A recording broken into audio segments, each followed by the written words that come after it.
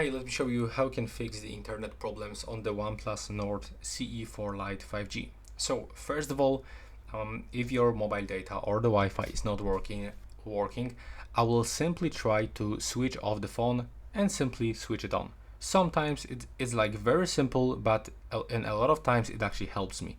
But if it doesn't help you, you can just go into the settings and then, for example, if you are using the Wi-Fi and it's not working in your OnePlus, just simply try to connect this Wi-Fi into other devices, like into your tablet, into your PC, into your friend's phone or family phones, and check if it is like maybe some issue with the Wi-Fi, not with your phone.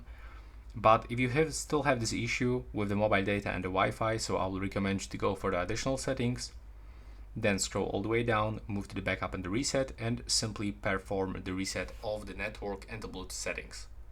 So it will actually bring back the default Wi-Fi and the mobile data settings. Sometimes it actually works. If it doesn't work, you can perform the reset of all settings in the phone. And in the last step, if nothing is actually help you, perform the factory reset of the phone. And that's all. Tell me if it works. Right now, please subscribe to my channel.